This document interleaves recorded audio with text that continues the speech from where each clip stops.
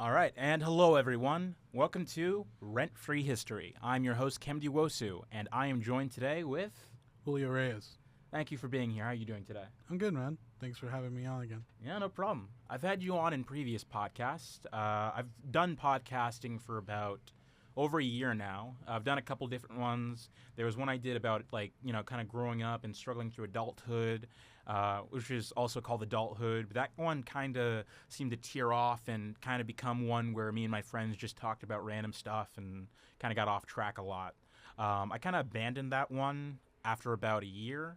And I started doing a movie podcast for a little bit, but everyone does movie podcasts, and I was trying to find a particular niche that I could focus on in particular.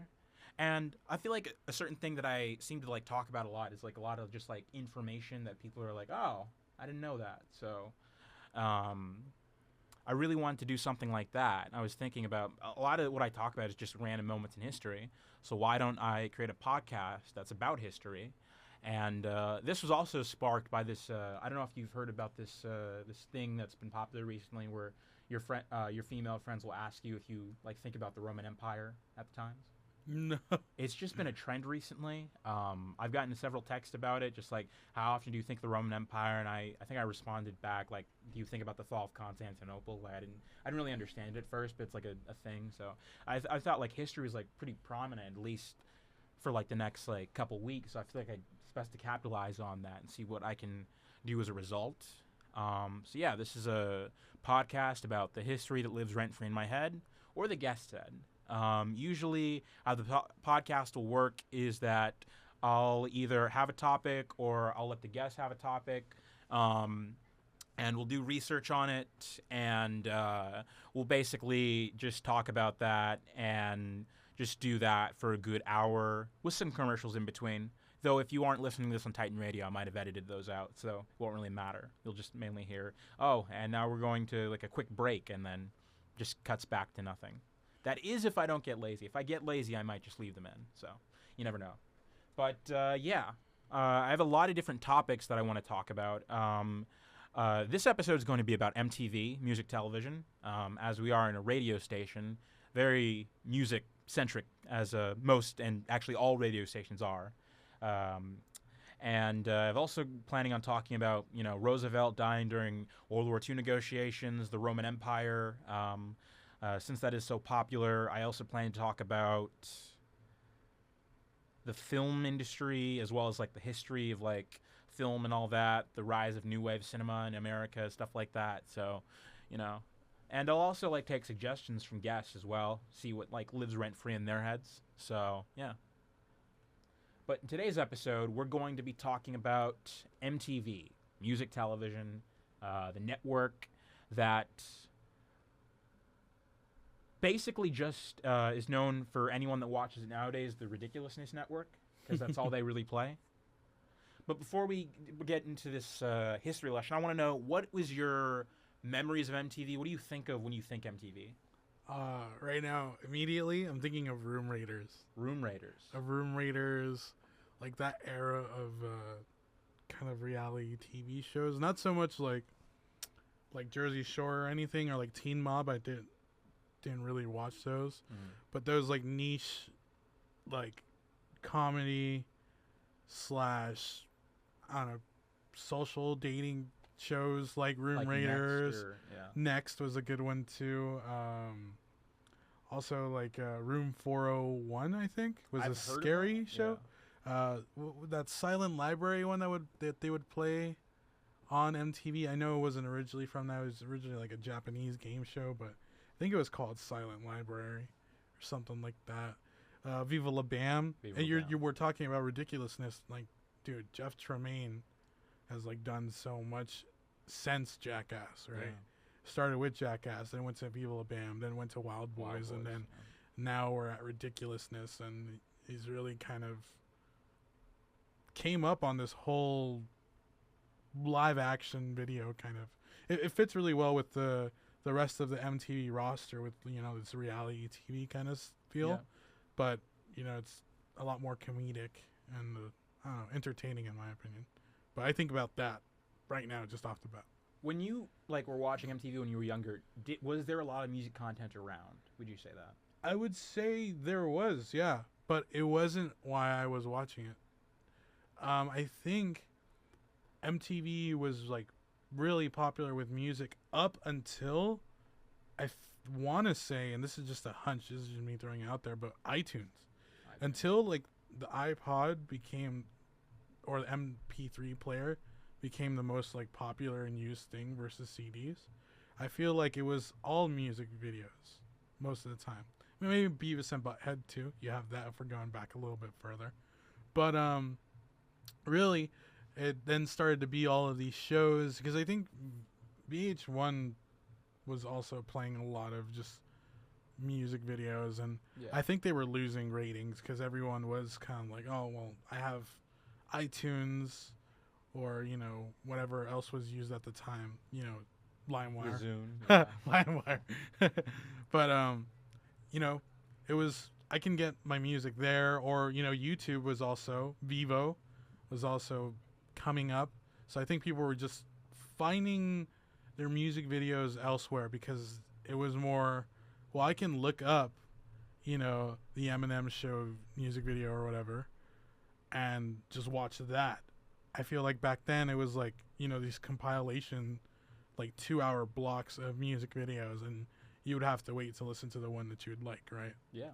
So I think that time sticks with me because it was the evolution for MTV. It's when MTV stopped. Like Wild and Out was a really good show too. Yeah.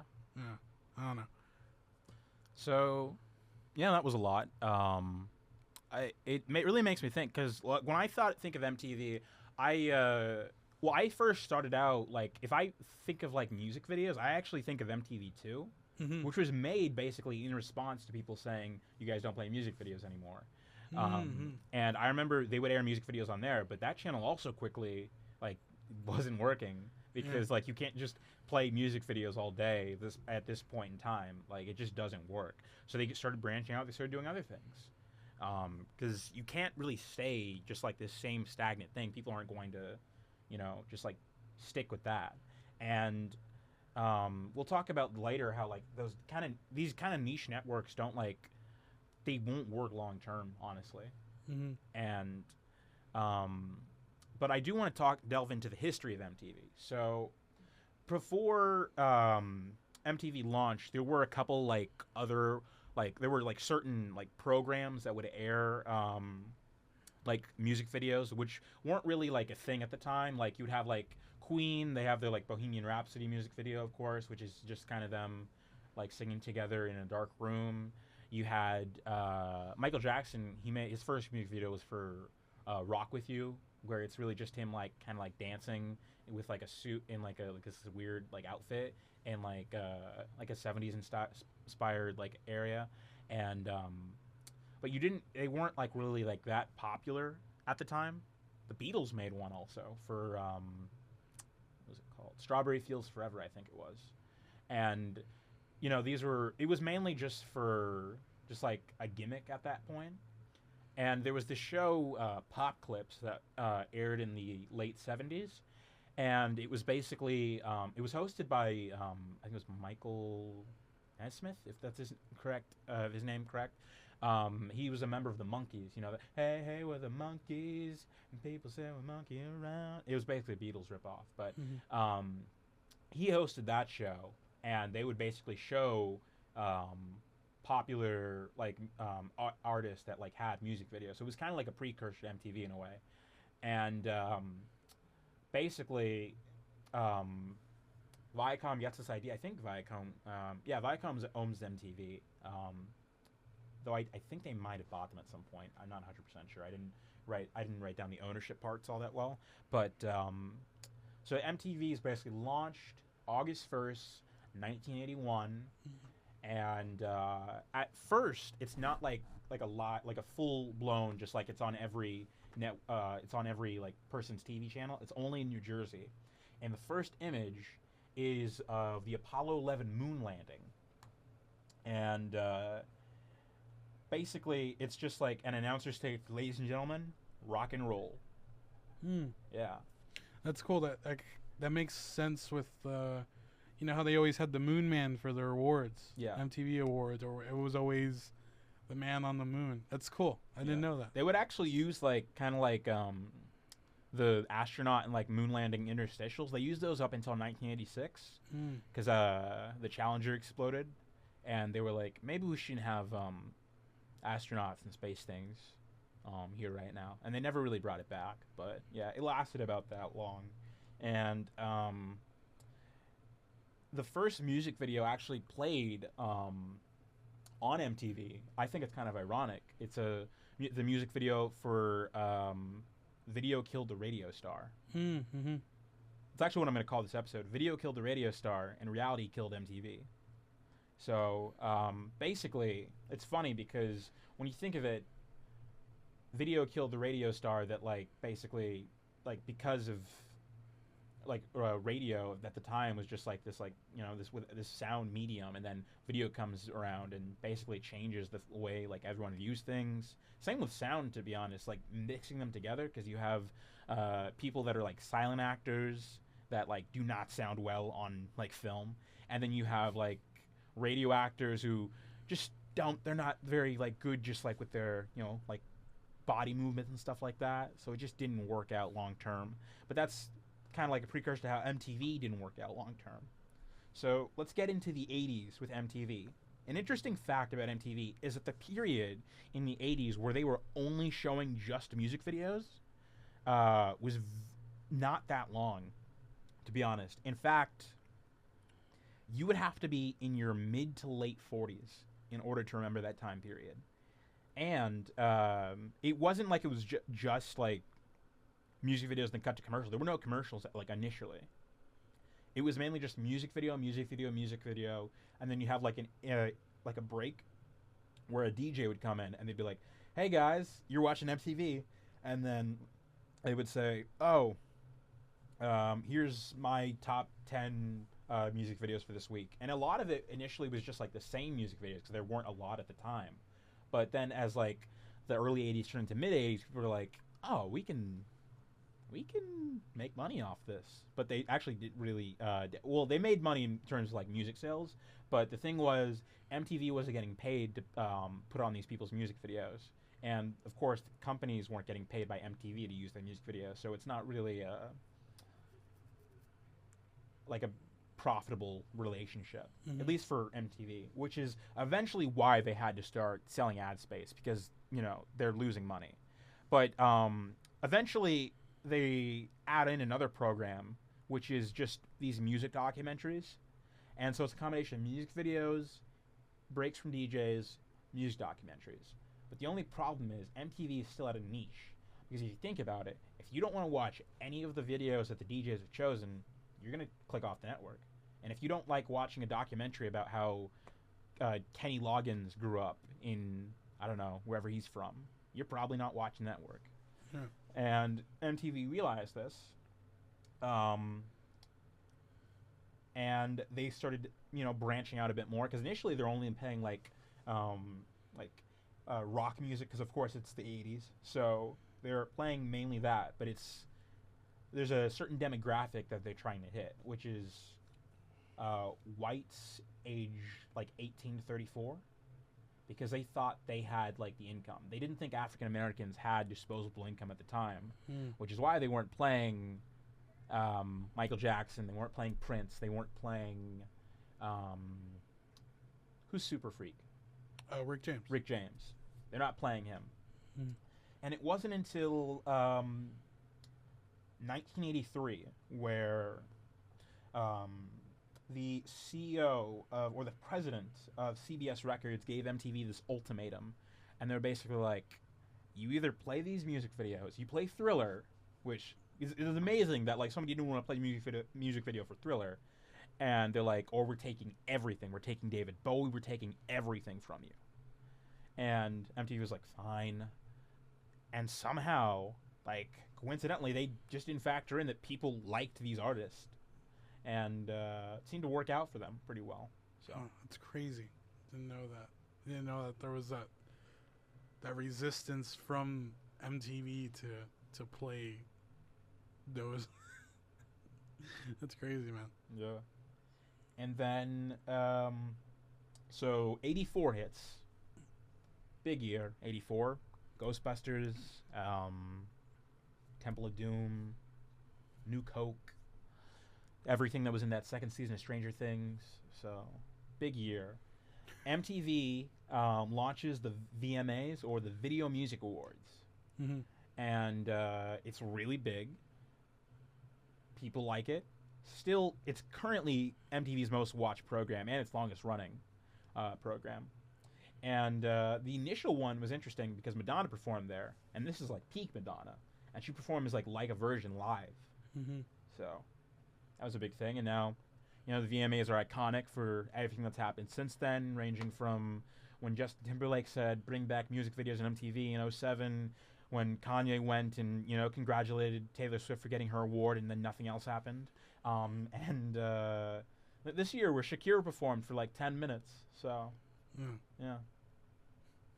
I was honestly amazed by that Shakira performance. She did not seem out of breath like once, and she kept going from like song to song to song to song. I would honestly be exhausted after like the first one. I can do like one song karaoke. Gotta do a break, honestly. I'm gonna let you finish. But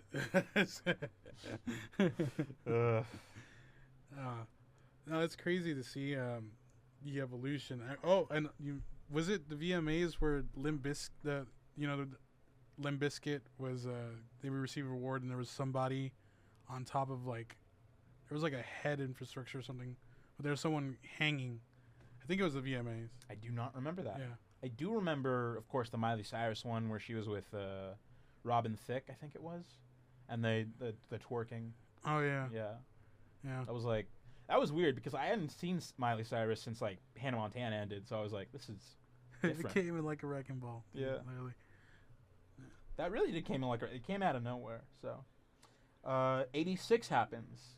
The initial DJs, or VJs actually, video jockeys, who start with MTV, kind of phased out, and over the next like decade, they kind of start to like phase out like video jockeys altogether.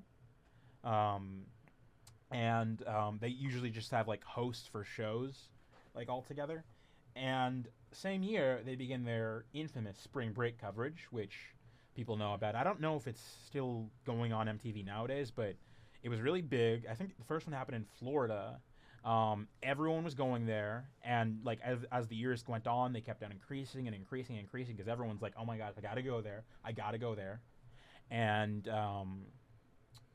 at one point, I think during 86 or 87, police are just shutting down the area. Just like, you have to get out of here. This is way too overcrowded. And it's an interesting story. So as the 86 turned to 87, 88, 89, music is still very prominent on MTV. Mm-hmm. In, I think it was 88 or 89, they begin their show Yo MTV Raps. Iconic programming, because it like really just like helped put rap and hip hop, R&B into the mainstream. Mm-hmm. A lot of performances. I remember because I did a little research on this. Cream was performed by Wu-Tang Clan. I think for the first time on there. Ice Cube was on there at one point. Tupac was on. Biggie as well. Biggie did a live performance from some beach. Don't remember when that was. I think 95. So, yeah. But as 80 turns into 90, the network began to experiment a bit more. Because they like how things are going, but things aren't perfect. And,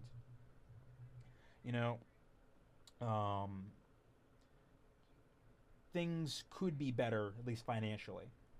So what they do is they begin to experiment with different types of programming. 91 comes in.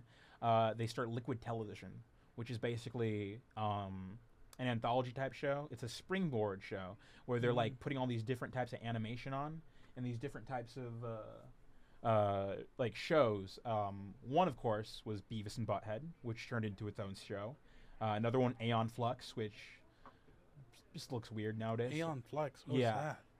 It's this weird artsy fartsy type show. It's about this girl. I don't remember it all that well. I just remember like it looked all weird. Mm-hmm. I'll show you what it looks like in a bit, but Andy Milonakis show. Andy Milonakis. We're getting to that. To that. That's 2000s. Yeah. But just remember that. Yes. So they have that show. 92, they launched what many consider to be the first reality show in the real world, which I watched a little bit. First season, pretty good. You know, this is before they were trying to force narratives or basically edit things in certain ways that make certain people look bad and make drama and all that other stuff. It was just it really just felt like I was watching real people try to live on their own for the first time in I think it was New York or LA, if I remember correctly, and it was really good. And although they didn't know this at the time, this would of course be the precursor to what MTV would divulge into later on.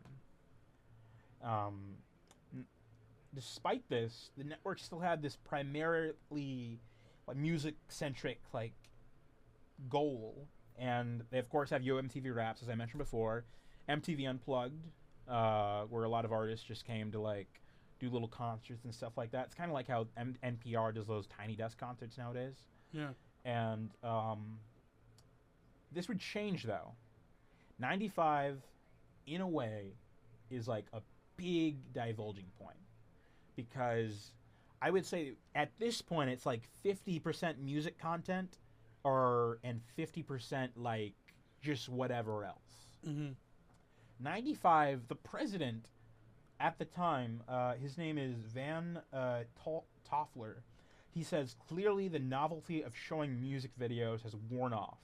It's required us to reinvent ourselves to a contemporary audience. That was 95? That was 95. Wow, okay. Yeah. The network, as a result, began to decrease heavily in the amount of the music videos they played. They cut them by 36% from 95 to 2000.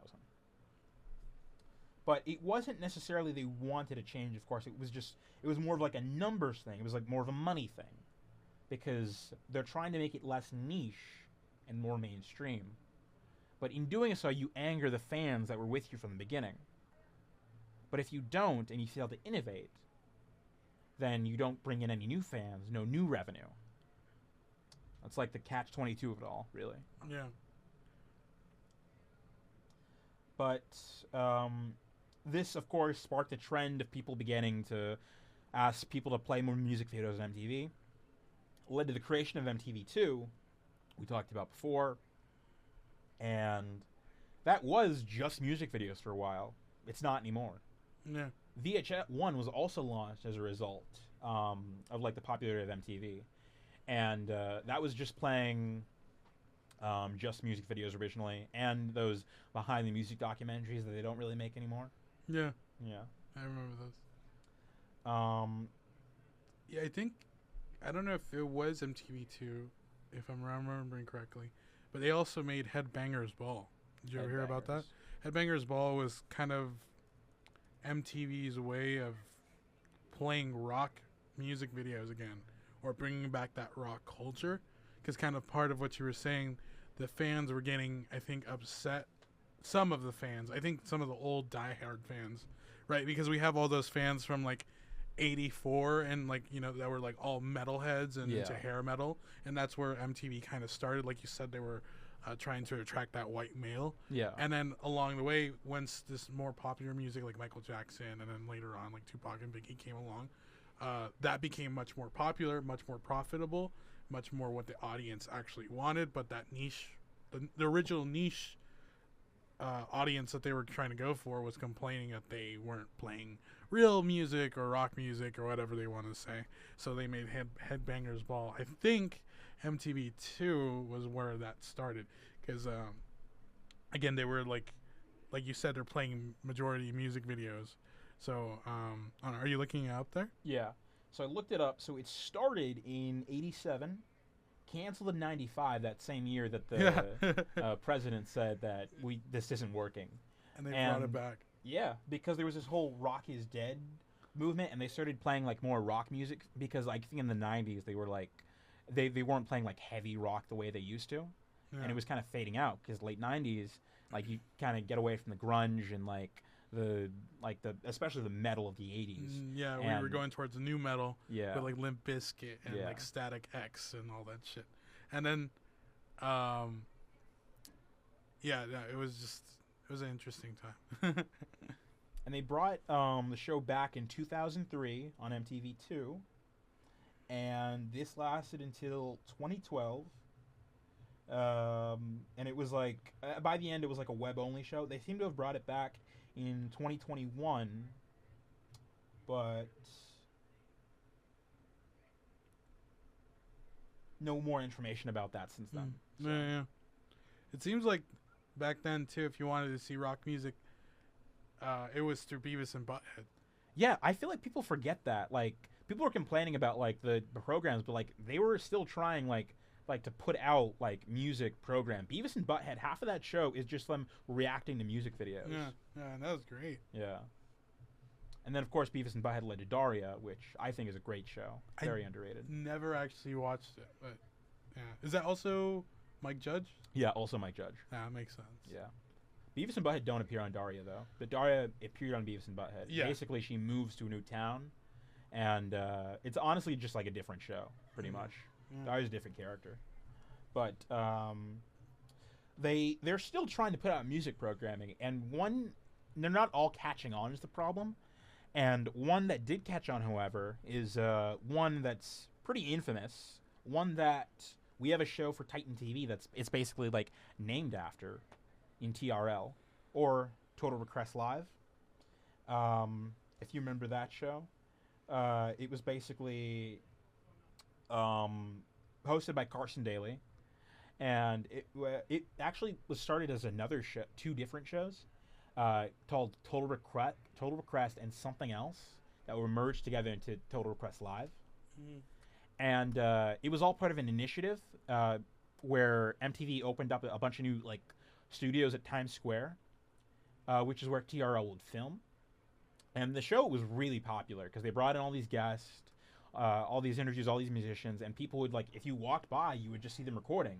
And so people like always like just outside screaming, like wanting to see these like artists. And there were certain times where they had to shut down Times Square because like there were so many people, like it was that popular.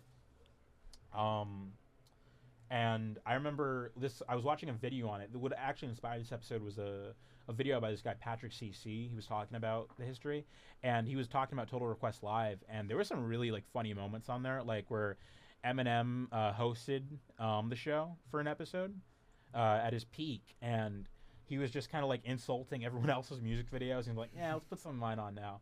And there was one time where I think Diddy and Britney Spears hosted the show, and Diddy ran on a treadmill for like an hour, and then Britney just like toweled him off or something like that. Just like random stuff like that.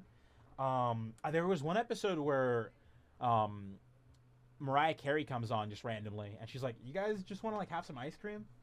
And like everyone thought she was having a breakdown, but if you go back and watch that clip nowadays, it just seemed like Carson was making like it weirder than it usually. It was just Mariah just kind of like trying to be chill.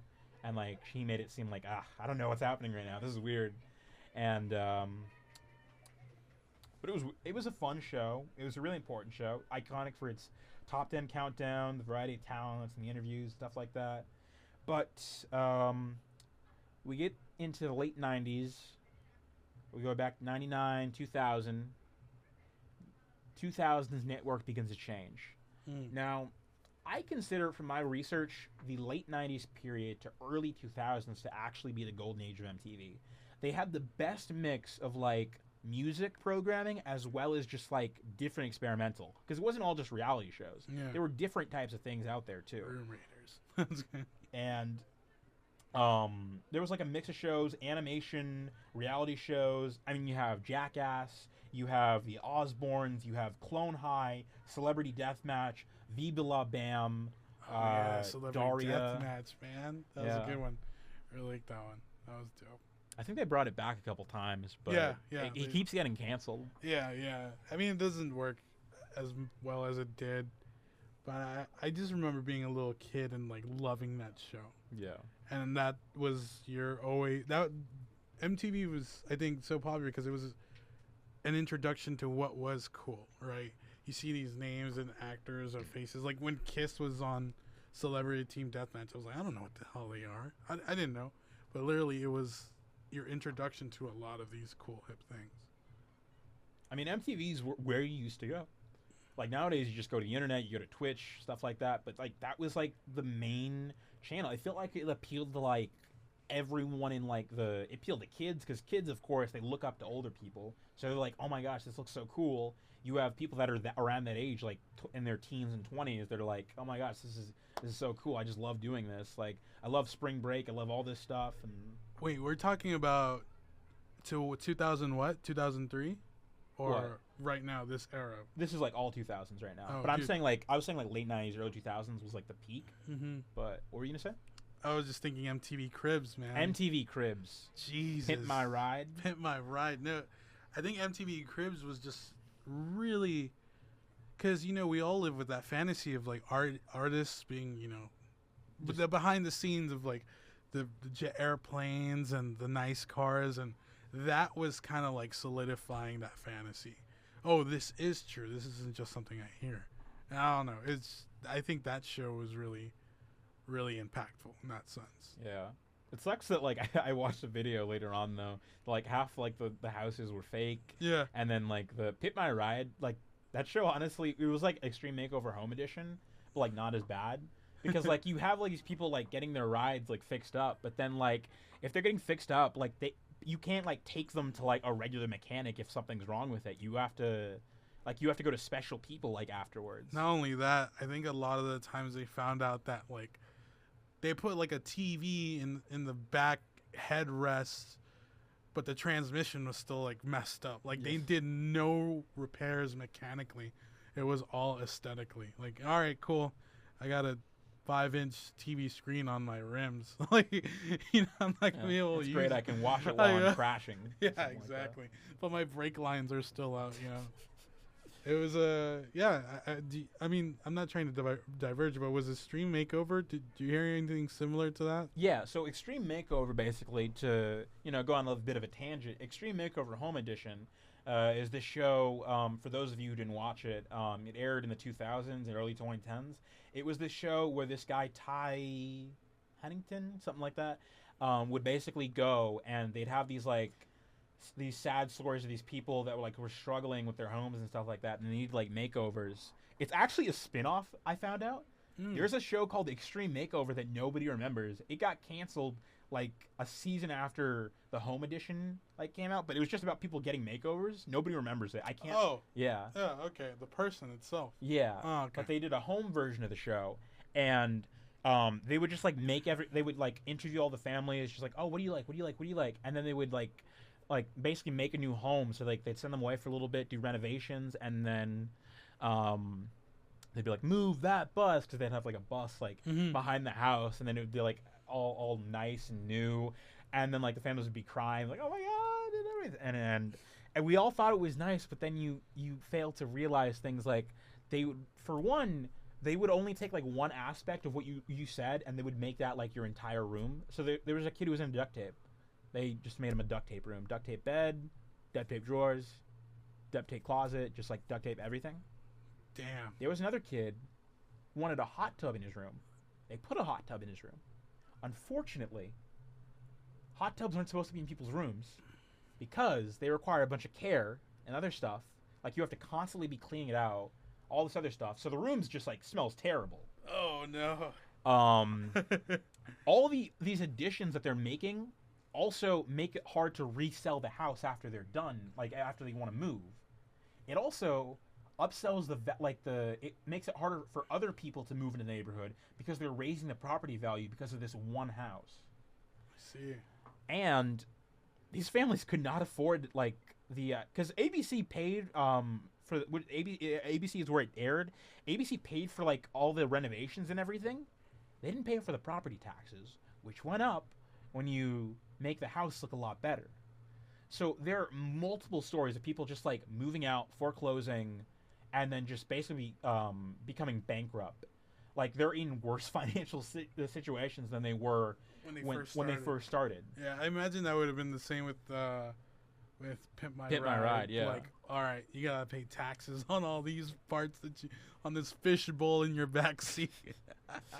But one last point on Extreme Makeover: the show's on Hulu. There are several episodes missing because those families are suing the show for like basically putting them in that situation. Yeah, that made me think of the Boondocks episode where they pimp Granddad's Ride and do the makeover. And they basically destroy the house. But also a show that would have been great on MTV, honestly. Like I feel like as the 2000s early 2000s turn into mid 2000s, things began to change. Jackass kind of ends prematurely due to some like just issues they had with the network. But of course, they go on to make the movies, which are super popular. Bam gets his own show, Viva La Bam. Steve-O and can't remember. I think it was Dunn. Do Wild Boys. It's Chris Pontius. Yeah. Steve-O. Ryan Dunn's the one that passed away. Yeah. R.I.P. Animation becomes less important because they're like, why are we spending all this money on animation when we could just film stuff for cheaper? So Beavis and Butthead's over by the end of the 90s. Daria gets an ending, fortunately. Ends in the early 2000s. Shows like Clone High get canceled pretty quickly. There was a Spider-Man TV show, ended very quickly. Just like anything like on MTV that was animated didn't last past a season. And they began to focus a bit more on reality shows, a bit more. You get My Super Sweet 16. You get, I'm trying to think of things before Teen Mom and Jersey Shore. Can't, though. I'm just thinking My Super Sweet 16, because that was like 06, 07, around that range. Yeah. And TRL also began to decline. So Carson Daly, who's the host of Total Request Live, he leaves in 2003 to go host his own show on NBC that nobody remembers, called was it Last Call with Carson Daly. Yeah, nobody watched it because it aired at 1 a.m. Because basically how it worked was you would have the Tonight Show from 11:45 to like 12 something. You had Conan's show from like 12 to 1, and then you're basically asleep by then. Yeah, we should definitely do a show one day on late night talk shows. Yeah. I loved late night talk shows. So Carson Daly's show was actually replacing another show called Later that used to be hosted by the sports guy named Bob Costas, and then a couple other different hosts. But it was eventually just Carson Daly's show. It actually aired up until 2019, I think, and it was replaced by this YouTuber Lily Singh. She had a show for a couple seasons. But anyways, back to MTV. So he leaves. They have trouble finding like a consistent host. They shuffle through hosts throughout the years. But also, although TRL is still prominent to some degree, they're still shifting their focus away from music. And TRL declines in popularity over the years until it's finally canceled in 2008. And another unforeseen issue around this time is the internet. Wasn't a problem before in the 90s. It wasn't a problem in the 80s. But the 2000s, you get sites like Livewire. What's the other one? Napster, yes, Napster. And then just other sites like the Pirate Bay in general. And you get these huge lawsuits, stuff like that. And that seemed like it wasn't going to be a problem up until you get iTunes, the iPod, the iPhone. People are finding their music somewhere else, and they're not really staying in to just watch these shows anymore. So, for example, why would you put your music video on MTV? They're not paying you, for one, and they are also not as popular as they used to be. People are watching TV less as the 2000s go on, and YouTube is becoming popular. It's becoming prominent. Why would you put your music video on MTV when you can just post it on YouTube and get probably double the amount of views half the time? People are constantly just rewatching music videos. And of course, like, you don't have to wait for them to play it. You can play it whenever you want because it's on YouTube. Yeah, exactly. So that is probably one of the biggest blows to MTV. No, the beginning of streaming. And then around 07, 08, writer's strike happens, the last one, before this most recent one that just ended. A lot of reality show programming just coming in across the board. Already mentioned Super Sweet 16, but they begin to also develop Jersey Shore, which comes out in 2009, along with Teen Mom. And MTV's content, they're still experimenting with it a little bit. They're trying not to give up on it. They brought back MTV Unplugged, which had been canceled. They have an AM TV show. There's just not working. And the killing blow, in my opinion, February 2010, MTV does a total rebrand. They dropped music television from their branding, and MTV just doesn't stand for anything anymore. So that's interesting. They basically get rid of all their music programming, and they went further into embracing reality shows. Of course, over the 2010s, you got like Vanderpump Rules, you got the Jersey Shore spinoffs, you got... I'm blanking on them, honestly. Yeah. But and you also have like scripted shows like Teen Wolf. Yeah. Do you think that, and it's not connected really because it's not really was a music-based channel, but do you think the rise of Adult Swim somehow affected that with MTV? You know, people were maybe, since Adult Swim was like kind of like this new thing, even though it was existed in the 90s, but when we're coming around into the mid to late 2000s, you have like Family Guy, and it already existed, but they were already like growing to a massive audience, like Family Guy, or I'm just blanking on Family Guy right now. Futurama, yeah, and then like Robot Chicken, American Dad, I think King of the Hill, maybe barely coming out, and King of the Hill, of course, too. But I understand what you mean, because MTV used to have this like niche with animation. Yeah. And like no one really had like adult animation like that, especially the quality of MTV at the time. And then comedy too, like this kind of adult comedic feel. Yeah. That now, I mean, you have these reality TV shows, but they were kind of more of on the drama aspect of it. You're watching it because like, I can't believe this person's doing it. Not because you kind of want to watch something that's dumb and silly, you know, like Adult Swim. I think they basically took the niche, you know? Like, a lot of programs, I would say, on Adult Swim influenced stuff like Beavis and Butthead and programs like that. And I feel like that was something that kind of, like, was just ripped away from MTV, honestly, in the 2000s. No. I mean, there are great shows out there, like Clone High, if you've ever seen that. It's a great show. It only lasted about 13 episodes. But it's basically just like the clones of all these famous historical figures like Abraham Lincoln, Mona Lisa, Gandhi, which did honestly get the show canceled. There was this really, really cool, and if you ever want to check out something, you can find all the episodes on YouTube. There was this show called MTV Downtown. Yes. Have you heard it? I have the whole series. It's really, really good.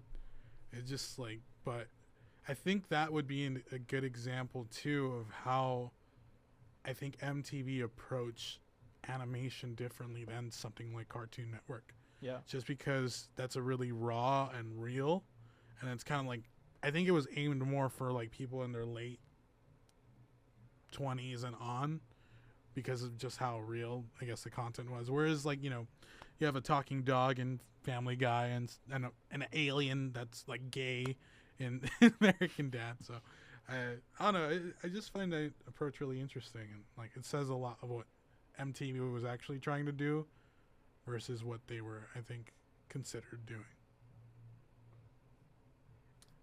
I want to talk further on this, but first we're going to take a brief pause, do a break, and then we'll talk about how MTV tried to come back and failed, how they're doing right now, and why niche networks like this just kind of don't stay around for that much longer. This is Rent-Free History. Are you interested in working for your favorite artists and bands? Do you love entertainment and pop culture? Check out the Music Industry Club. We focus on the business side of music. We host workshops and panels featuring industry professionals hailing from record labels, concert promoters, and more. We also have events and perks like live shows, venue tours, and ticket opportunity drawings. Follow us on Instagram, TikTok, and Twitter at CSUFMIC. That's at CSUFMIC. Come to our events on select Tuesdays at 7 p.m. and become a member. See you there.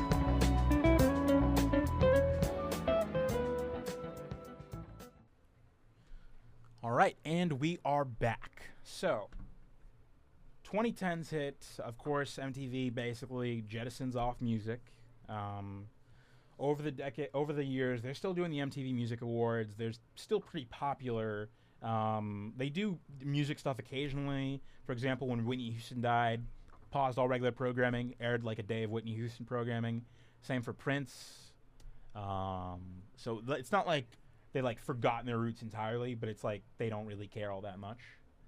And 2016, some new management comes in and is basically like, I want to bring back music to MTV. And he starts bringing back all these music programs, including TRL, Total Request Live. Problem is, they're all gone in a couple of years. No one cares. Because they already said they were done with music. Nobody knows that's been watching for the past couple of years thinks of MTV as like a music channel. So man, that's like when MySpace tried to come back. Do you remember those commercials? Yeah. It's like so laughable. Like, what can you do? I just feel bad, Tom's just there all by himself. Where'd everyone go? For those of you who don't know what MySpace is, it's basically, honestly, I feel like it was, it took a while for Facebook to overtake it, but it was like a social media site before. Slow and steady was. Yeah. But, MySpace has a lot to do with MTV, I feel. Yeah, because they were a music site too. Yeah, if we're talking about that, I don't know exactly when MySpace came out, but like that early 2000s era. Yeah, it was like it was going hand in hand. Yeah, 03, yeah. And then I think the problem was like they were bought by News Corp, which is like Fox, in like 2005, and there's like I think like control was out of like Tom's hands, who was like the original like founder and everything. But good for him because he sold it for like a few billion, so it's not like he's starving. Yeah. And but I think it was like 08. Basically, I think Facebook overtook MySpace, but randomly, that doesn't really have anything to do with what we're talking about. But I like the tangents, They help build up time, So we're not just like have those like. I remember when I first started podcasting, I would just like not have enough notes written down, and there would be moments where I'd be like, yeah, so. Yeah. I feel like I've gotten better at it over the years. So, like as I said before, MTV had already given up on their music programming, so no one really cared. And by this point, mid-2010s, 2016, 2017, going on later, no one's even watching like music videos to that point. Like, there's like occasional ones that like people will talk about, but they're not like in like the mainstream as much as they used to be. I mean, and we got to talk about too, like how. I mean, we already kind of passed it, but how this growing popularity of music videos, even though we're having both reality TV based, but I feel like artists started to make their music videos a lot crazier too. Yeah, so like you couldn't air them on. That too, but I think just overall, just more catching. Yeah. Because I mean, if we look back at old music videos, they weren't as interesting. Sometimes it was just a band playing. Yeah. And most of the time it was a band, but now you have like. Kanye West's workout video, or like, the Eminem video where he's like being Batman and Robin with Dr. Dre, and like iconic, man. All those stuff I think was what really even allowed the music video niche to just last as long as it did. Yeah. Because honestly, without that, I mean, it would have died out even sooner, don't you think? And what the hell was TRL doing all this time? What were they doing to survive, if they were even surviving? Did they go the reality TV show route too? What do you mean, like when the show was brought back, or when it was like not TRL? I'm thinking about is it TRL? The other VH1. VH1. Sorry, yeah. VH1. I think they also started reality shows. I know that like a lot of reality shows are on VH1 like nowadays, and like it's really not even the same network. They don't air behind the music anymore, stuff like that. So they also like went away. Like they went through what I saw was like called like a channel drift, where you kind of just like, drift away from your original like goal, stuff like that. So, yeah. But I really feel like a network like MTV which now just plays Ridiculousness because it's what gets them views. Aside from like Jersey Shore reunion, whatever they are now, Vanderpump Rules, stuff like that. It's the only thing that really gets them views, so they have to do what keeps them alive because they know they're not going to have the numbers that they used to have anymore. People have come to streaming. They don't have cable the way they used to. And these niche networks, I don't know, they were never meant to like last as long as they did. I think some could have profited better than others. Like, for example, Cartoon Network. Seems pretty simplistic. I don't know how you messed that up, but I just think the problem... I remember when I was like 8 or 9, they started this thing called CN Real. Started airing a bunch of like live action shows, Destroy, Build, Destroy, Dude, What Would Happen, Brain Rush, which I actually liked. It was a show where you'd go on like a roller coaster at a theme park and someone would ask you questions. And then like based on how many you would get right, you would win like money. But everything seems to like have this period where they have like a golden age.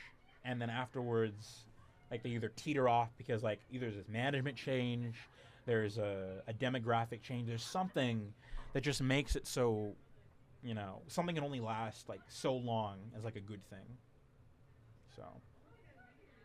Yeah. It seems like, in a way, we were like gearing up towards having like this like short attention span.